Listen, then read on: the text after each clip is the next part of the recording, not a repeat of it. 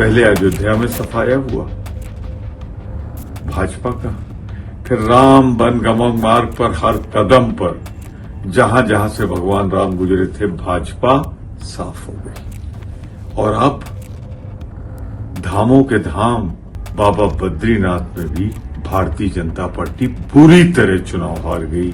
देश के 7 राज्यों की 13 विधानसभा सीटों पर हुए उपचुनाव के नतीजे आ गए हैं। इंडिया गठबंधन ने 10 सीटों पर जीत हासिल की है, जबकि बीजेपी की अगुवाई वाले एनडीए के खाते में केवल 2 सीटें आई हैं। वहीं 1 सीट पर निर्दलीय उम्मीदवार की जीत हुई है।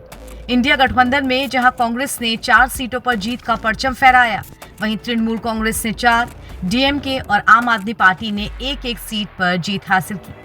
साल 2022 में हुए विधानसभा चुनावों में हिमाचल की इन तीनों सीटों पर निर्दलीय उम्मीदवारों को जीत मिली थी।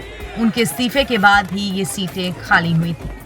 अब इस जीत से कांग्रेस नेताओं का उत्साह दोगुना हो चुका है। यूपी प्रदेश अध्यक्ष इस जीत से इतने गदगद हैं कि उत्तर प्रदेश में 10 सीटों पर होने वाले उपचुनाव में पहले से ही अपनी जीत की ताल ठोक दी। पूरी तरीके से इंडिया गठबंधन मजबूती से चुनाव जीत रहा है। भारतीय जनता पार्टी को इस देश के लोगों ने नकार दिया।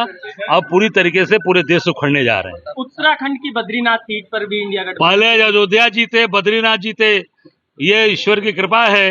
अब आने वाले समय में पूरे देश में जीतेंगे, पूरे प्रदेश में जीतेंगे। यूपी की 10 सीटों पर भी उपचुनाव होने 10 की 10 जीतेंगे। इंडिया गठबंधन 10 की 10 जीतेंगे। अजय राय के अलावा कांग्रेस नेता प्रमोद तिवारी ने भी बीजेपी पर जमकर तंज कसा है कि पहले बीजेपी अयोध्या में हारी और अब बद्रीनाथ में। उत्तर दक्षिण चारों दिशाओं में भाजपा का सफाया हो गया। 2 सीट जीते हैं 13 में, वो भी बहुत मामूली अंतर से आगे पीछे होने के बाद। ये दिखाता है कि जनता का विश्वास अब भाजपा से उठ गया है, चाहे वो भाजपा शासित राज्य हो और या वो विपक्ष में हो। हर जगह भाजपा साफ हो गई है। हम जनादेश का सर झुकाकर आशीर्वाद के रूप में इसे लेते हैं।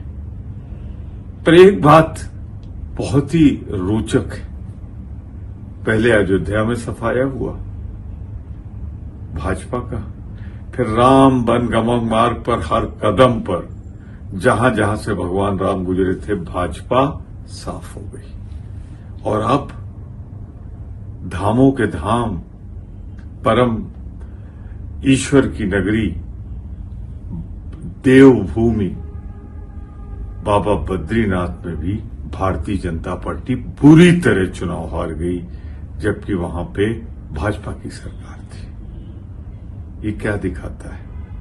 जो हिंदुत्व के नाम पर आप व्यापार कर रहे हो, धर्म के व्यापारी बने हुए हो, उसे जनता पसंद नहीं कर रही है। हम भगवान के पुजारी हैं, भाजपा राम की व्यापारी। बद्रीनाथ में बीजेपी की हार से कांग्रेस में खुशी की लहर है। राजधानी लखनऊ में कांग्रेस दफ्तर के बाहर इसे लेकर एक बड़ी सी होर्डिंग लगाई गई है, जिसमें लिखा है कि राम जी की अयोध्या के बाद अब बद्रीनाथ में मिला भगवान विष्णु का आशीर्वाद। बता दें कि बीजेपी को बद्रीनाथ विधानसभा सीट पर भी हार का सामना करना पड़ा है।